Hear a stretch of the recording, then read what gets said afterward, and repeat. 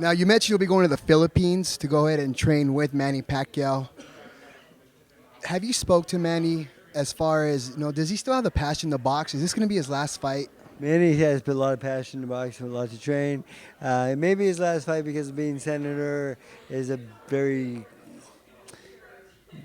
being a congressman and a fighter is okay. Being a senator and a fighter, maybe there's not enough time. He might have to retire if he wins the Senate race, and I'll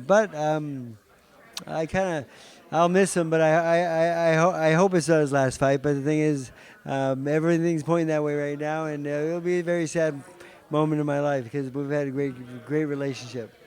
Now, if this is Manny's last fight, who in your stable do you see as the next superstar of boxing that has the opportunity to follow a career path such as Manny's?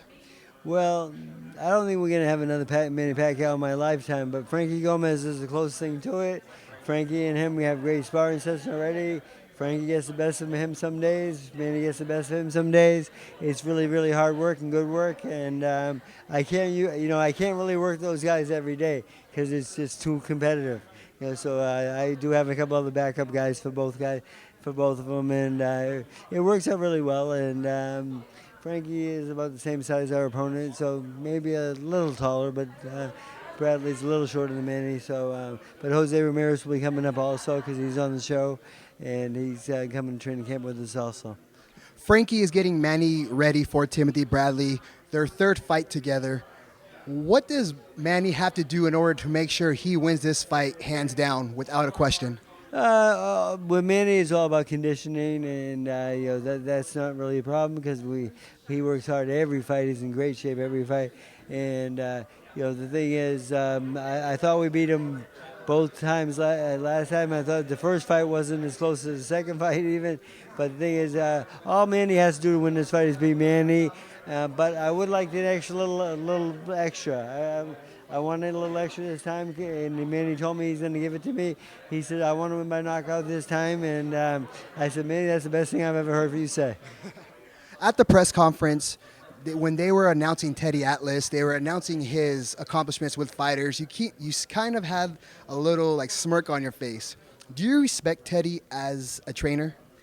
I don't really know him as a trainer. I've never really worked with him, so I really can't say that where he is at training anyway. But he sure has a lot of stories out there, and I don't know what those stories have to do with boxing. I don't really say anything in the corner that is not related to the fight. So I don't really believe in motivation. Motivation is done here in preparation for the fight. If you do all your homework and you do all your work, you'll have no problem with motivation. You shouldn't have to motivate a fighter. They pick the sport. This is what they do. I just give my fighters direction and what they need to do maybe a little bit better, or maybe they should things they shouldn't do and so forth. So I analyze the fight more or less. But all these stories with Michael Moore and but his list of champions I think is like 3 or 4, and I think mine's at 36. But I mean, I've been in great place, but he's been announced for the last couple of years, over the last 5 years and so forth. Is that going to take away from his boxing knowledge and so forth? I don't know.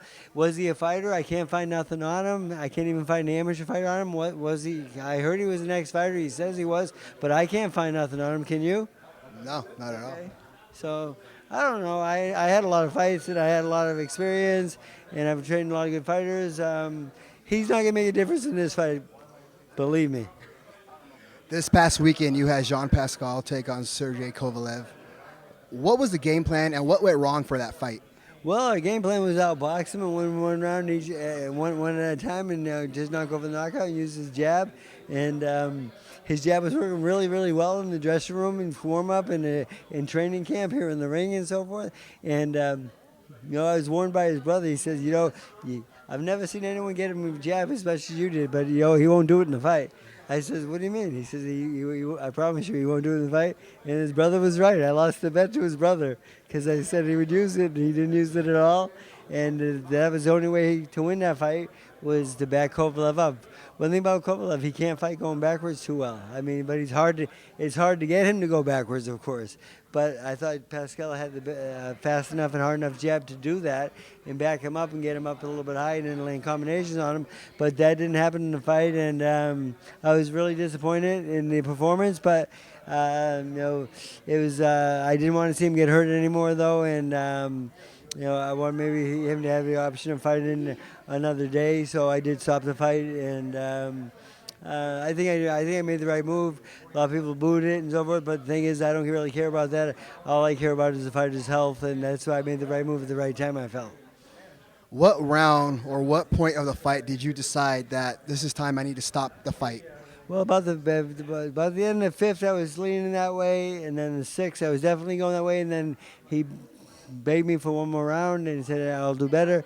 And then after they didn't get any better in the sixth, I just went over referee. I said that's it. Freddie, best of luck to you. Thank you.